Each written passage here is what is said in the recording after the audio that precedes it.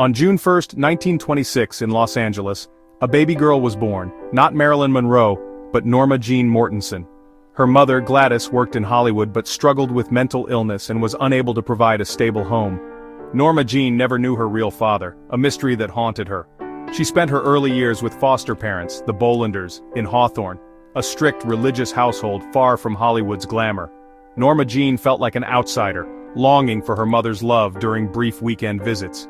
In 1933, Gladys tried to reunite with her daughter, buying a small house for them. For a short time, Norma Jeane experienced the joy of living with her mother.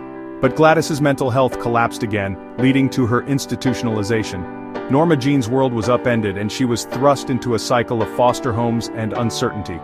The longing for family and stability would shape her for the rest of her life. Even as a child, Norma Jeane's bright smile hinted at the star she would become. But her foundation was shaky, built on loss and longing. She learned early that love could be fleeting and home was never guaranteed. These early wounds would fuel her relentless search for acceptance. The story of Marilyn Monroe began with a little girl who just wanted to belong. After her mother was institutionalized, Norma Jeane became a ward of the state at age 9. She bounced between foster homes and the Los Angeles orphans' home, always feeling like an outsider. The orphanage was cold and impersonal, leaving her lonely and invisible. Norma Jeane found escape in movie theaters, dreaming of a world where she was loved and admired. She learned to use her smile and charm as survival tools, masking her deep loneliness. Friendships were brief, trust was rare, and the ache for belonging never left her. At 16, facing a return to the orphanage, she married neighbor James Doherty, a practical escape from her unstable childhood. She dropped out of high school and became a housewife, hoping for the stability she'd always craved, but the longing for something more never faded. Norma Jeane's early years taught her resilience and the art of reinvention. She was determined to find a place where she truly belonged.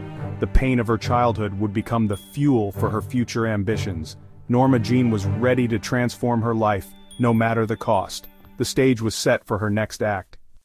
Domestic life with Jim Doherty felt confining for Norma Jeane. When World War II sent Jim overseas, she worked at the Radioplane Munitions Factory. There, photographer David Conover noticed her, capturing the spark that would change her life.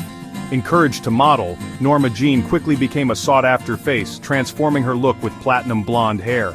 Modeling opened doors to Hollywood and she set her sights on acting. She divorced Jim in 1946, determined to pursue her dreams. That same year, a screen test at 20th Century Fox led to a contract and a new name, Marilyn Monroe. Marilyn was born from Norma Jeane's ambition and resilience. She studied acting, built her portfolio, and learned the business. Hollywood was tough, but she was tougher. Marilyn's rise was fueled by her need to be seen and loved. She was no longer invisible. The girl from the orphanage was now a star in the making. Every setback only made her more determined. Marilyn Monroe was ready for the spotlight. The world was about to take notice. Marilyn's Hollywood journey began with small, often uncredited roles. She studied relentlessly, determined to prove herself as more than a pretty face. Early setbacks didn't stop her. She kept pushing, landing her first lead in Ladies of the Chorus. Acting coach Natasha Lightis helped her channel her pain into powerful performances. In 1950, roles in The Asphalt Jungle and All About Eve revealed her unique screen presence.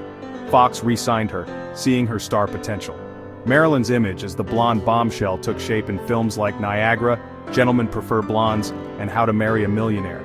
She became a top-billed star, captivating audiences with her blend of innocence and allure. Marilyn Monroe was no longer just a name, she was a phenomenon. Hollywood had found its brightest new star. By the mid-1950s, Marilyn Monroe was a global icon, her image synonymous with Hollywood glamour.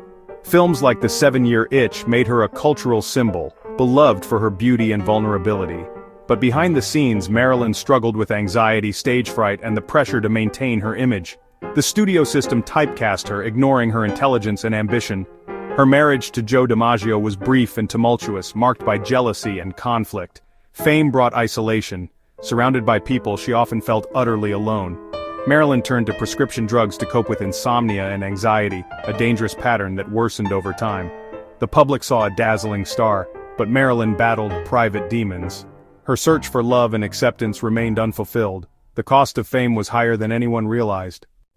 In 1956, Marilyn married playwright Arthur Miller, seeking intellectual connection and stability.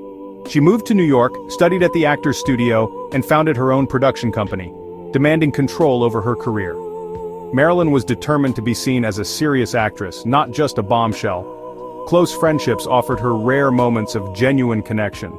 But her marriage to Miller faced strain from public scrutiny, political pressures, and personal heartbreak, including miscarriages. The dream of a perfect union faded, leaving Marilyn feeling isolated once again. Her quest for love and belonging continued, even as she achieved professional independence. Marilyn's life was a constant balancing act between vulnerability and strength. She fought for respect in a world that wanted her to remain an icon. The struggle for identity and acceptance defined her every step. Marilyn Monroe was still searching for home. In her final years, Marilyn delivered her most powerful performance in The Misfits, revealing her depth as an actress. Despite professional triumphs, her health and personal life unraveled. Her iconic "Happy Birthday to President Kennedy" cemented her legend but fueled endless speculation. Marilyn bought her first home and planned for the future, but old demons lingered. On August 5, 1962, she died at 36. Her death ruled a probable suicide, though mystery endures. The world lost a brilliant, complex woman far too soon. Marilyn Monroe became more than a star. She became a symbol of beauty, vulnerability, and resilience. Her story endures, reminding us of the real person behind the legend. Norma Jeane's search for love and belonging lives on in the legacy of Marilyn Monroe.